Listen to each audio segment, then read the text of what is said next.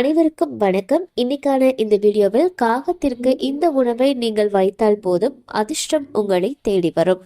எந்த உணவை நம்ம காகத்துக்கு வைக்கலாம் அப்படின்றத பத்தி பார்க்கலாம்.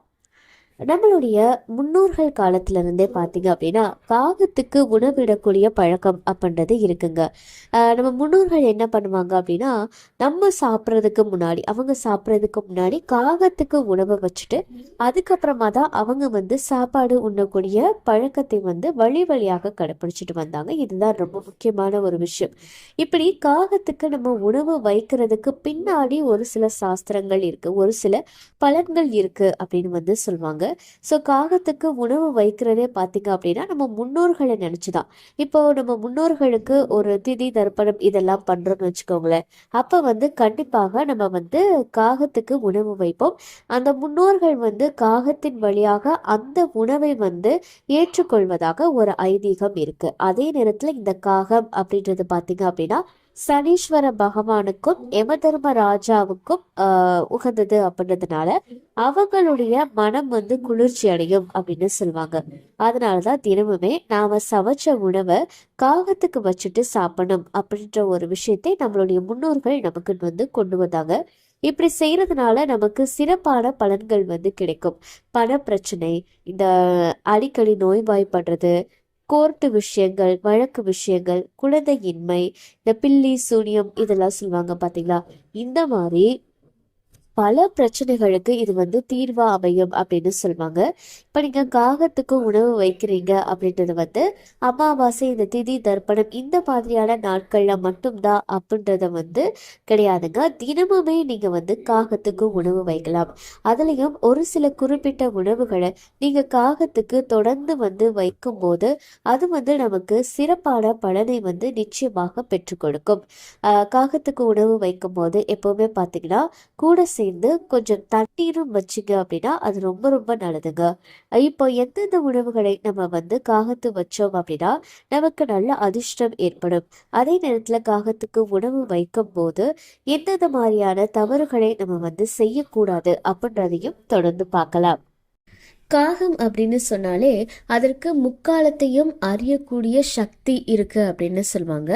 அப்படிப்பட்ட சக்தி உடைய அந்த காகத்திற்கு நம்ம ஒரு சில உணவுப் பொருட்களை வைக்கும்போது அது நமக்கு நல்ல அதிர்ஷ்டத்தையும், ஒரு சில உணவுப் பொருட்களை நம்ம வைக்கும்போது அது நமக்கு துரதிர்ஷ்டத்தையும் ஏற்படுத்தும் அப்படின்னு சொல்லுவாங்க.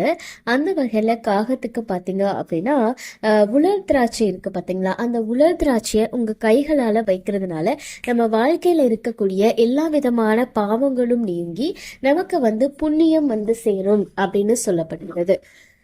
இதனால வாழ்க்கையில இருக்கக்கூடிய கஷ்டங்கள் நமக்கு தீர்ந்திடும்.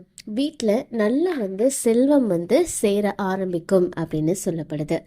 அதே மாதிரி பார்த்தீங்க அப்படின்னா காகத்துக்கு நம்ம சாப்பாடு வைக்கும்போது அதில் கொஞ்சமாக நல்லெண்ணெய் சேர்த்துட்டு வைக்கும்போது நமக்கு சனி பகவானுடைய பார்வையால் வரக்கூடிய தீமைகள் குறையும் அப்படின்னு சொல்லுவாங்க. இப்போ சனியுடைய பார்வை அதிகமாக இருக்கு, சனியுடைய தாக்கம் உங்களுக்கு அதிகமாக இருக்கு, அஷ்டம சனி, அர்த்தாஷ்டம சனி, ஏழரை சனி, இந்த மாதிரி சனியுடைய தாக்கம் ரொம்ப அதிகமாக இருக்கு கூடியவங்க பார்த்தீங்க அப்படின்னா இந்த மாதிரியான பொருட்களை சனி பகவானுக்கு மேலும் மேலும் நம்ம வைக்கும்போது நம்மளுடைய அந்த கஷ்ட காலம் அப்படின்றது நிச்சயமாக குறைய ஆரம்பிக்கும். அதே நேரத்தில் நம்ம காகத்துக்கு சாதம் வைக்கும் போது பார்த்தீங்க அப்படின்னா அதுக்கு கொஞ்சமாக எள்ளு இருக்கு பார்த்தீங்களா, அந்த எள்ளை சேர்த்துட்டு அந்த இதை வைக்கும்போது சனி பகவானால நமக்கு வரக்கூடிய அந்த கஷ்டங்கள் தீரும், சனியுடைய அருள் நிறைவாக இருக்கும் அப்படின்னு சொல்லுவாங்க.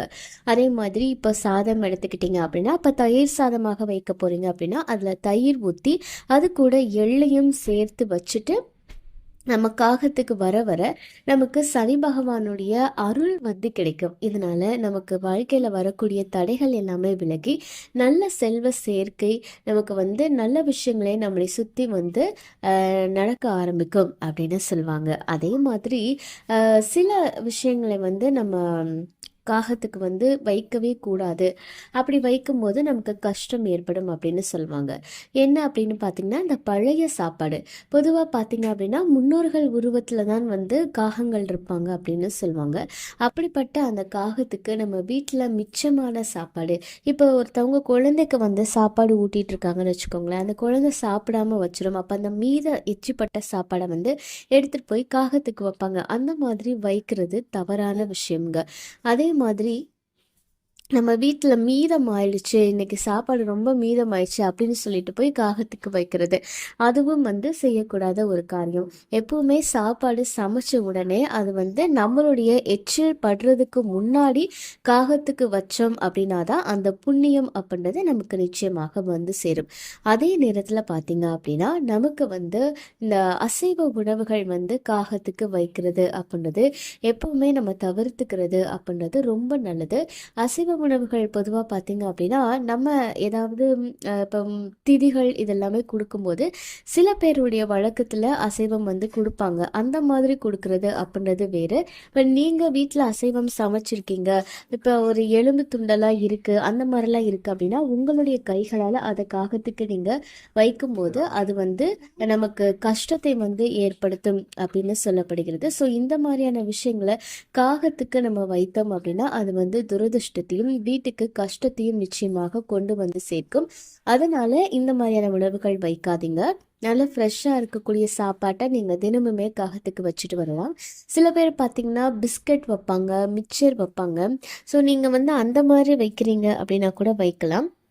ஏன்னா சில காகங்கள் வந்து நம்ம அதுக்கு அதை பழக்கிட்டோம் அப்படின்னா அதை தான் தொடர்ந்து வந்து சாப்பிடும். பட் இந்த உணவுகள் வைக்கும்போது ரொம்ப நல்லது. ஒருவேளை உங்கள் கையில் பிஸ்கட் இதுதான் இருக்குது, அதுதான் கேட்குது அப்படின்னா அதை கூட நீங்கள் வந்து காகத்துக்கு வைக்கலாம்.